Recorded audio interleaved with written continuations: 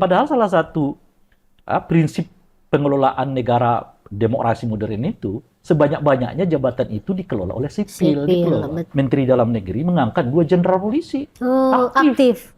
Sekjen Departemen Dalam Negeri maupun Irjen Departemen Dalam Negeri. Setelah itu citra TNI naik di mata masyarakat dan di mata internasional. Notasinya negatif gitu. Nah itu citra Anda bisa berubah lagi di tengah masyarakat. Dan itu akan merugikan bukan hanya TNI-nya, tapi juga merugikan bangsa ini secara menyeluruh gitu.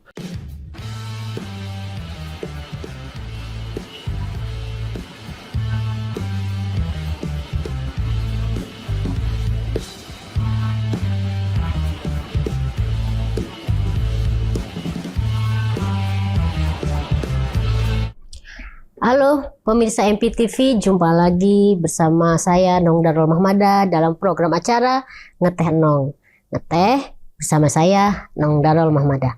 Nah, saya akan berbincang dengan Ray Rangkuti, Bung Ray Rangkuti, saya memanggilnya seperti itu ya, yang memang rajin berbicara di berbagai media terkait perkembangan politik sekarang ini, dan MPTV juga tentu saja ingin dong berbincang bersama Bung Ray ini. Ada tadi dibilang bahwa benar-benar waktunya Prabowo untuk fokus semua kendali ada di tangan beliau ya, supaya jalan gitu kan. Nah tapi juga ada kekhawatiran kalau sepenuhnya di bawah keputusan Presiden Prabowo, karena latar belakang beliau yang ABRI, TNI, tentara gitu kan. Sekarang kecenderungannya itu sepertinya untuk posisi-posisi tertentu itu yang sangat strategis misalnya itu lebih diberikan kepada tentara, bahkan yang masih aktif gitu, yang semestinya tidak boleh gitu, tapi justru itu ditugaskan oleh oleh Prabowo pegang itu ya, pegang posisi itu. Yang terakhir misalnya yang Bulog ya, kepala Bulog kan itu tentara aktif ya kan. Nah ada kekhawatiran begitu Bung Ray gitu, posisi-posisi tertentu gitu itu malah terjadi militerisasi nih. Ada ya kalau di media sosial dibilangnya kita ini kembali ke Orba 2.0 gitu loh gitu. Jadi ada yang bilang ya bagus juga sih ada 2 kendali begini gitu, karena kalau enggak nanti sepenuhnya junta militer loh gitu. Gimana ini Bung Ray? Iya, itu bagian yang saya sendiri agak menyesalkan ya yang dilakukan oleh Pak Prabowo gitu ya. Tapi lagi-lagi saya harus kembali ke sebelumnya gitu loh, karena memang di sebelumnya ini tradisi ini dipopulerkan. Pertama melalui pelibatan TNI di ranah kegiatan-kegiatan yang bersifat politik. Ya hal-hal kecil seperti pengamanan di pemilu gitu ya. Pengamanan ini, pengamanan itu yang kesannya memang seperti dibutuhkan gitu. Tapi prosedur pelibatan itu sebetulnya nggak tepat gitu. Lama-lama setelah nggak lagi-lagi karena dibuai oleh tingkat kepuasan itu, akhirnya kemudian dilegalisasi itu tindakan itu melalui revisi Undang-Undang TNI kan. Dalam revisi Undang-Undang TNI itu diperluaslah wilayah yang dapat dimasukkan oleh militer aktif di ranah jabatan-jabatan sipil kan, di ranah jabatan-jabatan publik gitu ya. Dari yang sebelumnya seingat saya sekitar 8 atau 9 ya, seingat saya lupa persisnya, itu melebar sampai 16-17 jabatan yang bisa diemban langsung ya oleh militer aktif gitu ya. Dan kita dalam suasana kayak begitu tuh ada situasi di mana polisinya juga kelihatan unprofesional. Jadi ada memang kebutuhan yang terbangun untuk keterlibatan katakanlah militer dalam ranah ini karena mengandalkan polisinya tidak terlalu efektif gitu loh. Jadi ini kayak semacam reaksi juga gitu ya. Tiba-tiba polisinya malah lebih sibuk kelihatan berpolitik gitu loh, dibandingkan urusan soal mengayomi masyarakat ya, pencegahan konflik ya, menjaga ketertiban di masyarakat, penegakan hukum dan sebagainya gitu. Jadi di satu segi ada situasi dibangun untuk melibatkan mereka secara perlahan, dilegalisasi dengan revisi Undang-Undang TNI gitu. Saat yang bersamaan ada kekosongan di wilayah yang lain yang semestinya dikuatkan, yaitu di wilayah soal ketertiban, ya, pengamanan gitu ya, pengayoman yang itu mestinya dilakukan oleh kepolisian itu kelihatan agak berkurang, jadi kloplah psikologik publiknya menerima situasi ini gitu loh, Nong. Ya kan? Ini kita kayak tentaranya dulu gitu. Iya, Jadi iya. klop gitu. Situasi publik untuk menerima kehadiran tentara kembali di ranah-ranah sipil ini gitu. Lalu Presiden Jokowi digantikan oleh Pak Prabowo yang memang tradisinya adalah militer dan memang orang militer gitu loh, Pak. Makin klop. Jadi makin istilahnya terbangun reasonnya ya, Iya, alasannya iya. ya.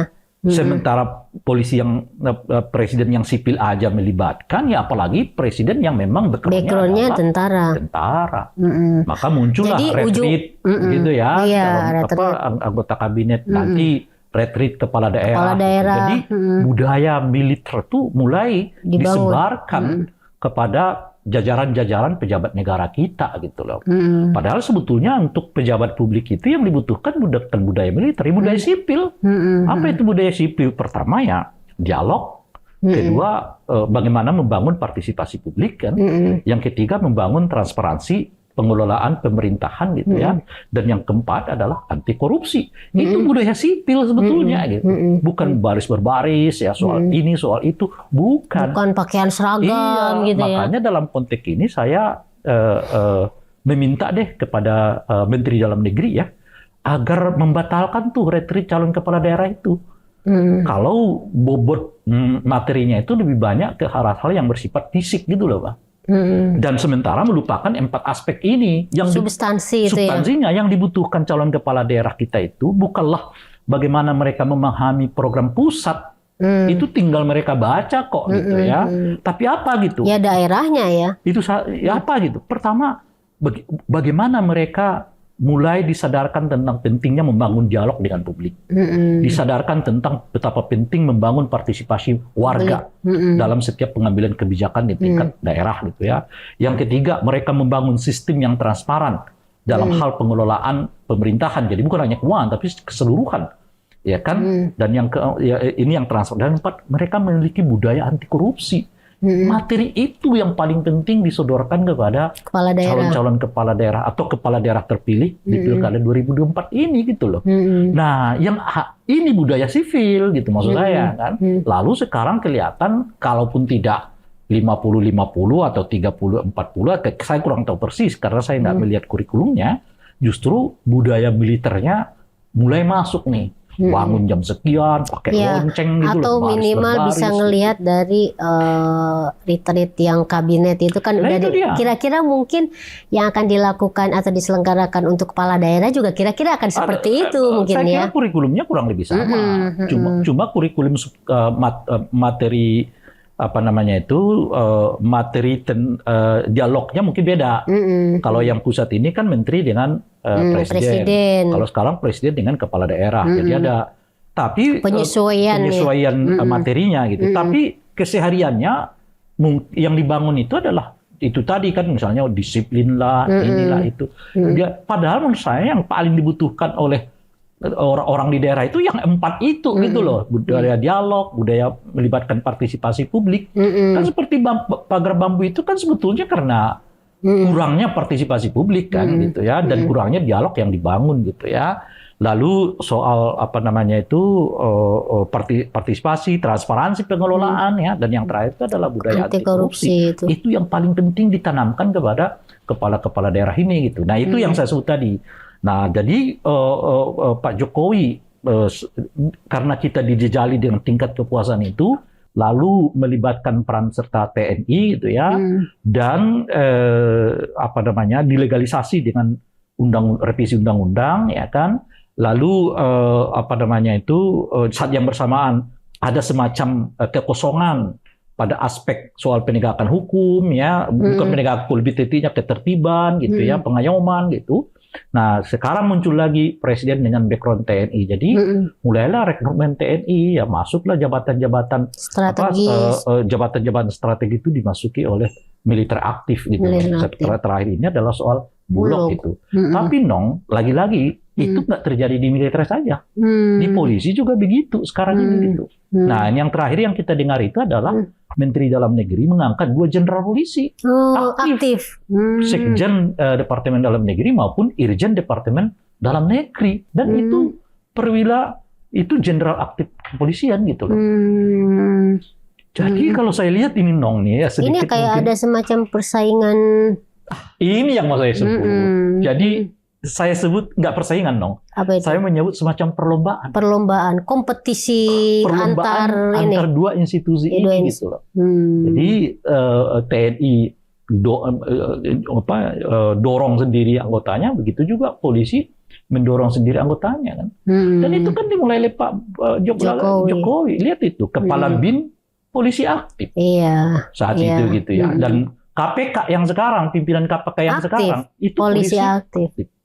Dan itu Sehingga- kan sebenarnya kembali ke obrolan kita yang awal, Itu. Ray. Artinya Bung Ray ini apa yang terjadi sekarang ini kan sebenarnya menunjukkan 2 wajah yang memerintah, yang berkuasa kan, Iya. gitu kan. Artinya memang belum Iya. bulat gitu kan. Iya. Dan uniknya untuk ini, menurut saya Pak Prabowo juga memfasilitasinya. Ya karena ada tensi melibatkan lebih banyak keterlibatan TNI di ranah sipil gitu ya. Tapi beliau saat yang bersamaan ya membiarkan saya mungkin secara alami polisi juga merebut jabatan-jabatan eksekutif atau jabatan-jabatan lembaga atau institusi negara yang lain gitu. Artinya kan sebetulnya sebagai presiden beliau bisa menegur itu Menteri Dalam Negeri. Itu jenderal polisi aktif? Nggak boleh begitu dong mestinya gitu kan. Kalau beliau sebetulnya sensitif dengan hal-hal yang kayak begitu gitu. Yang jenderal aktif itu kembalikan ke institusi polisi. Wong kita sendiri kekurangan orang di polisi itu gitu loh. Kok tiba-tiba dikaryakan bahkan menjabat dengan jabatan strategis loh. Sekjen dong. Sekjen itu kan di bawah Menteri ya. Iya. Itu kepala birokrasi kementerian itu namanya sekjen. Dia yang mengepalai birokrasi ini seluruhnya dan sebagainya gitu. Jadi kalau kau tadi menyebutkan ada persaingan, saya menyebut ini semacam perlombaan. Dan feeling saya mengatakan nggak akan berhenti. Kenapa gitu? Karena satu, terlihat Pak Prabowo memfasilitasinya, membiarkan tuh misalnya kepala Bulog jadi jenderal aktif gitu ya. Dan yang kedua, itu tadi ada semacam suasana antara polisi dengan TNI ini berlomba-lomba untuk masuk ke ranah jabatan-jabatan publik ini gitu ya, jabatan-jabatan publik dan politik ini gitu. Nah oleh karena itu feeling saya nggak akan berhenti. Nah apa akibatnya? Akibatnya ya kita lihat aja yang dominan nanti. Kalau ternyata yang dominan militer, misalnya dalam ranah-ranah yang seperti ini, ya tidak menutup kemungkinan kita akan masuk ke budaya militerisme itu lagi. Nah, cuman mungkin perlu kita ingatkan kepada kawan-kawan militer, kita ini punya peristiwa yang sebetulnya perlu tetap dikenang dan dijadikan sebagai pelajaran, yaitu peristiwa 98. Kalau di mana saat itu militer ya kan menjadi salah satu objek yang dikritik secara luas oleh masyarakat. Nah, ya saya mau mengatakan pada kawan-kawan militer, karena ini kan terbangun semuanya. Satu segi aturannya udah dibuat, ya kan, diperluas. Kedua, bangunan sosial politiknya tersedia, bahwa orang tidak resisten sekarang untuk menerima kehadiran TNI masuk ke ranah sipil gitu ya. Nah, yang ketiga, ada presiden yang backgroundnya memang militer gitu. Nah, yang keempat, ada nuansa di TNI-nya juga mau gitu loh, Pak. Ya pasti mau lah kalau dapat jabatan. Kalau di awal-awal reformasi itu kan mereka nahan diri, no. Karena mereka tahu, ada peristiwa 98 karena ada itu. Bukan saja 9, ada semangat di lingkaran TNI itu untuk menjadi institusi profesional, yaitu pertahanan gitu. Sehingga ketika ditawarkan misalnya hak untuk memilih dan dipilih, mereka nolak. Sampai sekarang loh ya. Misalnya mereka nolak untuk tidak terlibat dalam urusan-urusan politik gitu kira-kira. Itu momentumnya tuh tahun 98 itu gitu. Nah, sekarang kok mulai diulangi pelan-pelan lagi gitu loh. Dikembalikan lagi ya. Padahal kita punya memori tahun 98 itu. Nah, oleh karena itu saya berharap khususnya kepada lingkaran TNI, ingat kembali peristiwa 98 itu. Ini nggak akan sama ya sekarang karena masih kelihatan skalanya kecil. Kalau ternyata makin meluas, makin terjadi perlombaan yang kita sebutkan itu, mungkin juga udah kesulitan untuk mengontrolnya. Yang terjadi kemudian nanti ya itu tadi, karena lagi-lagi ya militer itu kan nggak dilatih untuk budaya yang setidaknya dua dari yang kita sebutin itu tadi. Satu adalah dialog, Partisipasi. kedua partisipasi. Oke lah kalau transparansi dan anti korupsi mungkin oke gitu. Tapi budaya dialog dan budaya partisipasi nggak ada. Nggak ada namanya militer. Komando semua. Nggak ada namanya dialog dan sebagainya gitu. Jadi Anda tumbuh dengan kultur itu di tengah kultur masyarakat kita yang udah beda jauh. Kalau 98 ke bawah itu gitu, ya orang memang belum mengerti itu namanya apa yang disebut dengan partisipasi gitu ya, apa yang disebut dengan dialog gitu. Orang tuh yang melihat pemerintah itu ya segala-galanya udah ngatur aja gitu loh Pak. Kecuali kalau udah mentok baru rasa masyarakat ya terjadi peristiwa 98. Sekarang nggak bisa. Anda tumbuh di dalam budaya yang kulturnya udah jauh sekali beda gitu. Nah ini tentu kita ingatkan kepada kawan-kawan TNI agar kembali ya hati-hati loh ya, jangan sampai terlalu jauh meskipun itu dimungkinkan ya buat aturan kita ya. Iya is okay sekarang memang kelihatan ada penerimaan secara politik dan sosiologis kehadiran mereka.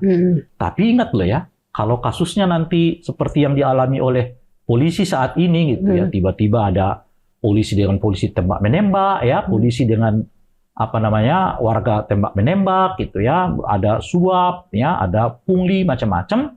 Lah jangan-jangan ya koreksi publik terhadap kehadiran TNI di ranah politik, di ranah jabatan-jabatan publik itu akan terjadi lagi meskipun mungkin tidak sehebat di tahun 98 yang lalu gitu. Jadi ini perlu kita ingatkan gitu loh Nong. Iya. Artinya kan kalau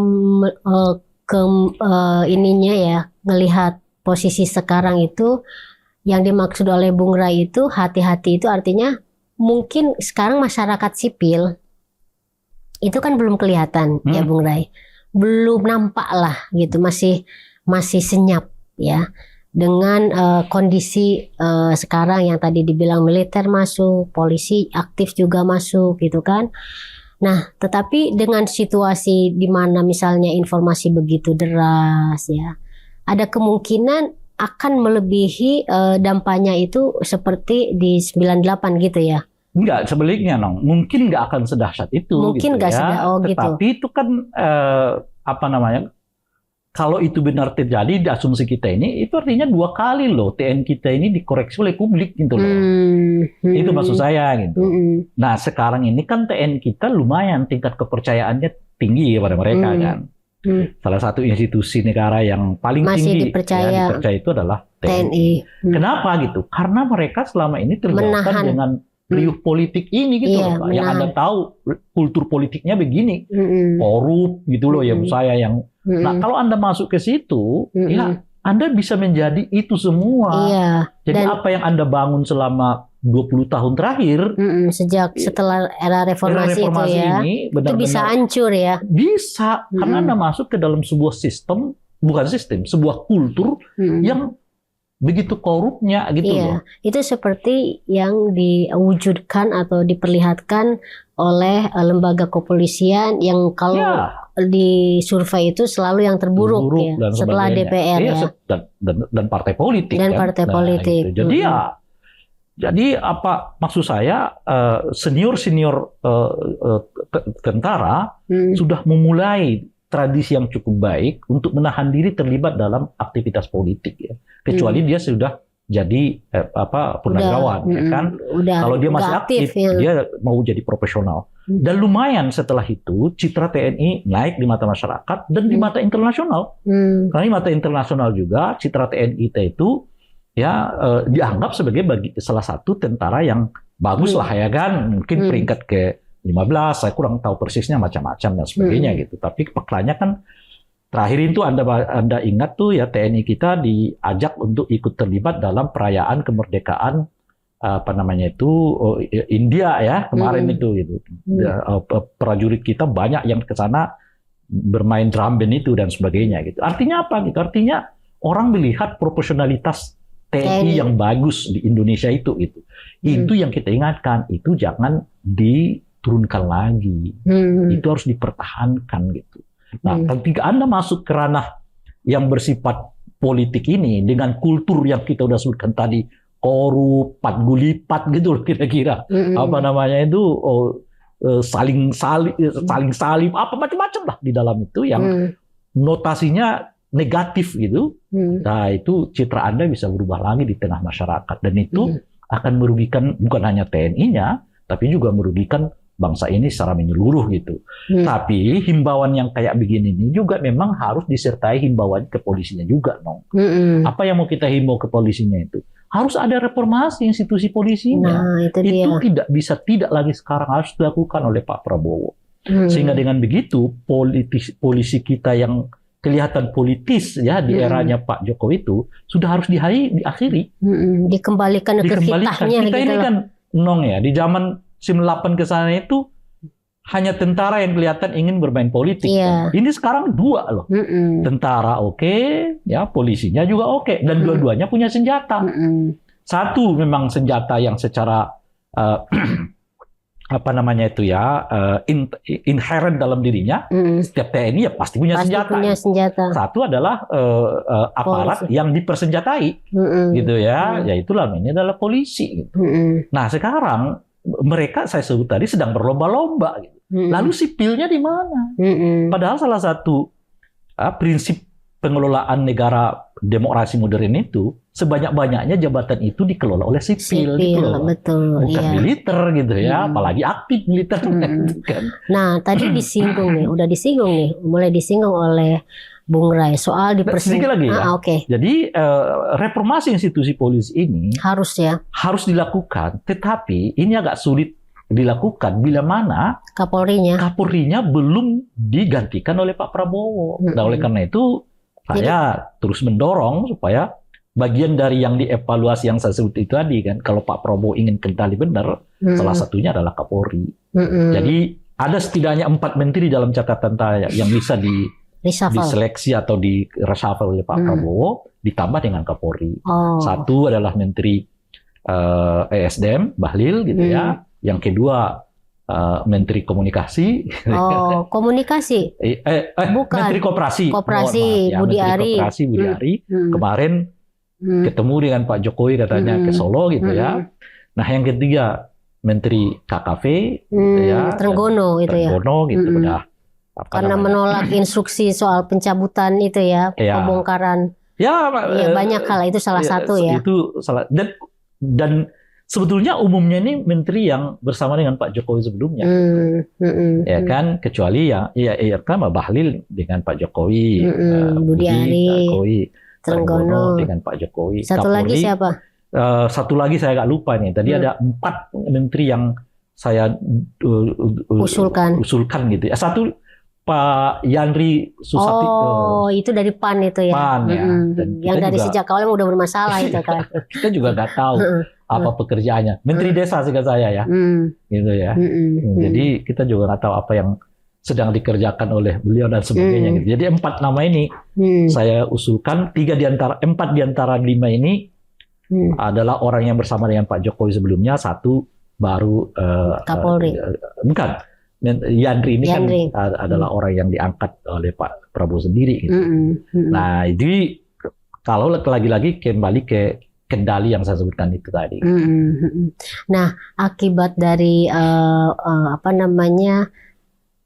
pemerintahan Jokowi sebelumnya yang terlalu melibatkan polisi dalam politiknya, tadi dibilang kan kemudian juga membawa dampak kepada pemerintahan Prabowo yang memang backgroundnya itu militer, untuk kemudian membawa militer ke budaya militer. Nah sekarang ada satu lagi yang juga mungkin perlu dicermati lagi nih oleh publik terkait misalnya jaksa. Ini juga dikarenakan ngelihat polisi yang terlalu terlibat politik sehingga tugas-tugas kepolisian itu seakan-akan mau diambil alih oleh kejaksaan. Itu betul nggak menurut Iya, inilah kekacauan itu, Nong. Kekacauan dalam sistem bernegara kita. Sebelumnya itu masih ada loh, apa namanya itu, putusan tatip DPR. Nah iya, ya kan? Iya tatip itu DPR yang tatip membolehkan DPR untuk Memanggil. mengevaluasi ya kan lembaga-lembaga negara yang mereka pilih dan membuat rekomendasi untuk memberhentikannya. Pecat ya. Gitu, ya kan?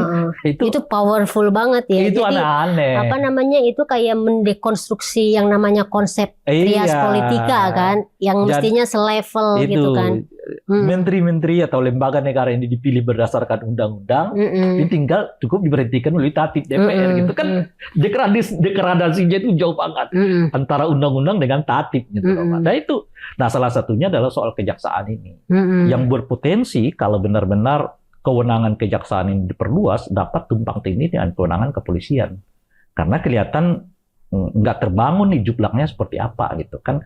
Kalau misalnya seperti sekarang lah ya kan kejaksaan diberi kewenangan untuk melakukan pemberantasan korupsi, tapi jelas nominalnya sekian kan. Kalau tindak pidana korupsinya yang di atas 1 miliar umumnya dilakukan oleh KPK, yang di bawah 1 miliar dilakukan oleh kejaksaan. Kejaksaan boleh melakukan tindakan hukum terhadap tindak pidana korupsi yang nilainya di atas 1 miliar gitu ya, tapi tetap di bawah supervisi KPK. Itu loh kira-kira tuh. Jadi itu jelas. Nah sekarang gimana mengatur dua lembaga yang kurang lebih sama? Misalnya jaksa boleh menangani kasus pembunuhan, ya kan, perkosaan gitu. Terus polisinya di mana dalam kasus ini? Apakah ia akan melakukan supervisi atau sebaliknya ketika polisi melakukan hal yang sama dia akan melakukan supervisi kepada kepolisian gitu kan? Jadi agak semeraut gitu ya. Itu pertama. Yang paling menarik itu salah satunya itu adalah soal ada kewenangan kejaksaan untuk men-SP3-kan kasus hukum. Gitu loh. Jadi itu bukan hanya dilakukan oleh kepolisian, tapi kejaksaan. Kejaksaan juga. Jadi kejaksaannya bisa mengatakan ini tidak layak ditindaklanjuti. Gitu. Nah sekarang kalau di polisi misalnya lanjut, di sini nggak lanjut gimana? Misalnya tuh, atau kedua-duanya menangani kasus yang sama, gimana tuh? Kan bisa aja kita mengatakan tinggal di antara mereka untuk mengatakan siapa saling yang koordinasi gitu. Iya, itu teorinya. Di lapangannya ruwet nong. Ini pengalaman kita misalnya soal penanganan politik uang di dalam pemilu. Jadi laporan pertamanya masuk ke Bawaslu. Tapi begitu Bawaslu menemukan semua data-data yang dimungkinkan dijadikan sebagai alat bukti, di polisi dan jaksa bisa di stop kok. Jadi mentah ya. Jadi mentah lagi. Gitu. Nah ini kerumitan-kerumitan yang seperti terjadi. Atau sebaliknya, ada laporan masuk ke ruang Gakumdu namanya. Tapi disepakati akan ditindaklanjuti. Tapi kalau polisinya tetap nggak akan lanjut, selesai juga. Gitu. Atau sebaliknya, data itu dijadikan ya untuk kemudian tanda kutip lah ya kan, main mata dengan kandidat tertentu oleh polisi.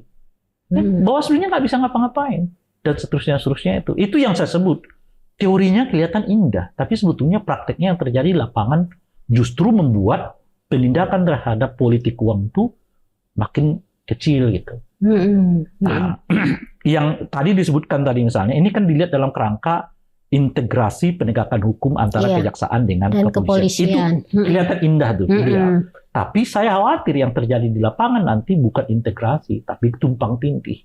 Ya kan, ini main, itu main dan sebagainya. Akhirnya kemudian ada kesemerautan pada praktek-praktek tertentu. Oh ini ditangani oleh kejaksaan, ini ditangani oleh kepolisian dan sebagainya. Nah, oleh karena itu, apalagi ditambah dengan ada juga ketentuan misalnya yang menyebut bahwa jaksa-jaksa itu tidak bisa dipanggil, ya kan, dalam proses hukum sebelum ada izin dari Kejaksaan Agung gitu ya. Nanti kalau misalnya Kejaksaan Agungnya yang kena proses hukum, asumsinya harus izin presiden gitu. Kira-kira itu hak istimewa yang tidak ditemukan oleh aparat penegak hukum lain. Polisi nggak pakai yang begituan.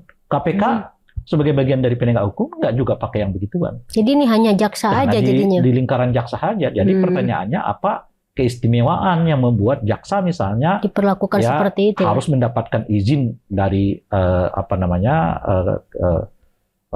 Kejaksaan Agung gitu ya untuk diperiksa.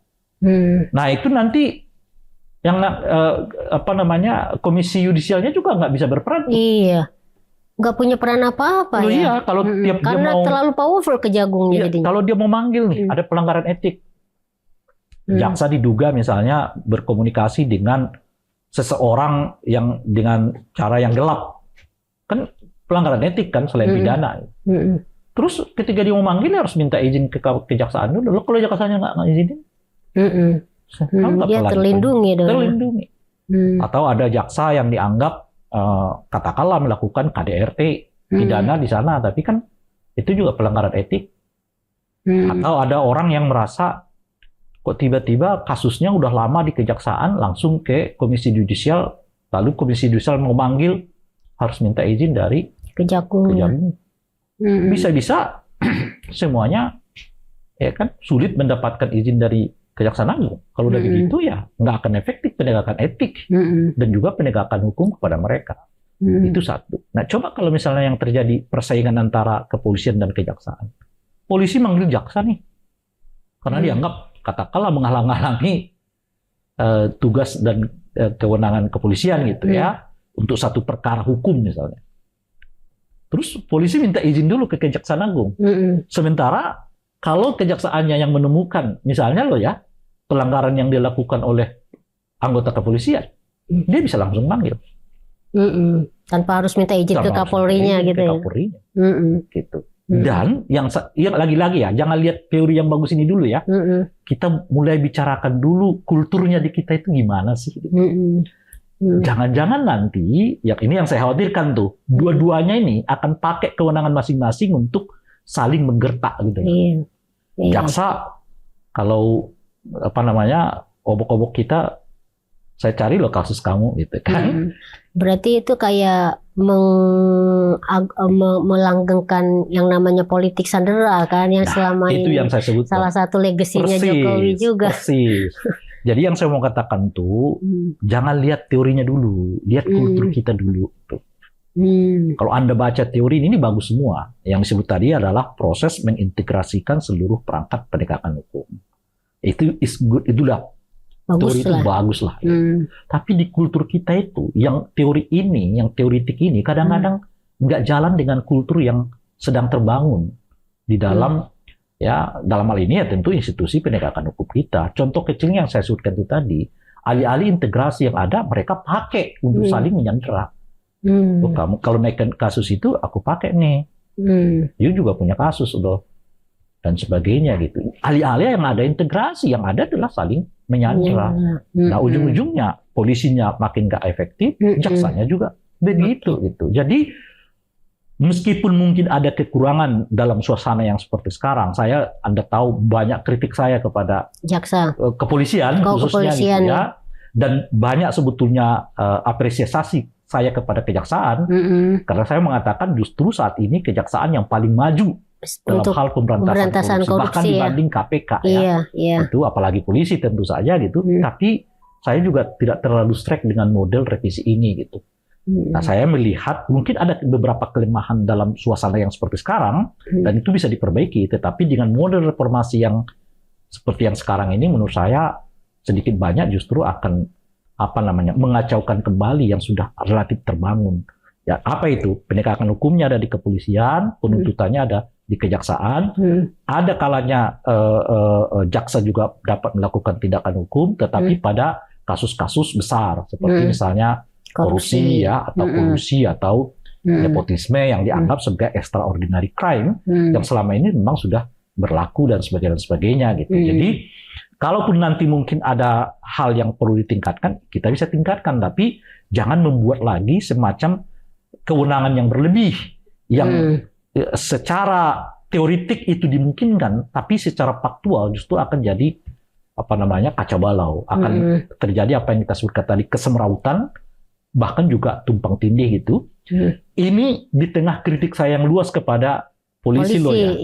Gitu. Karena menurut saya institusi polisinya ini udah bagus bisa diperbaiki gitu loh ya. Bisa gitu. Ya, tentara aja 98 bisa diprofesionalkan kok. Ya apalagi polisi gitu. Nah, cuman sebelum ke arah sana itu harus copot dulu, harus ganti dulu Kapolrinya, itu maksud saya. So, kalau Istilahnya kita cut ininya dulu, iya, kepalanya gitu. kalau ini di PC Kapolrinya nggak ada semangat reformasi ini, ya nggak akan jalan reformasi ini di bawahnya gitu. Jadi oleh karena itu saya tetap melihat apa yang kita alami saat ini masih relevan, ya, hubungan antara jaksa dengan kepolisian ini tentu ada beberapa yang harus kita perbaiki gitu ya. Tetapi membuat kewenangan yang begitu luas kepada jaksa itu gitu, menurut saya secara teoritik mungkin itu bisa dipahami gitu ya, tetapi nanti di lapangan akan terjadi satu kesemrautan, kedua tumpang tindih kewenangan, dan yang ketiga bahkan bisa berpotensi saling menyandera antar kasus. Oke, ini menarik dan panjang sekali, luas banget kita perbincangannya ya. Dan memang seperti yang di awal saya bilang itu, bahwa memang persoalan bangsa ini sangat banyak ya, sehingga enak untuk kita perbincangkan. Tanpa terasa udah hampir 1 jam nih Bung Rai. Udah bukan hampir, udah 1 jam kita ngobrol. Jam. Paling lama loh. Paling lama. Jadi mungkin nanti kita potong-potong tergantung dari editornya nih, obrolan kita. Banyak kesalahan dalam tutur kata kami berdua ini. Salam, dadah.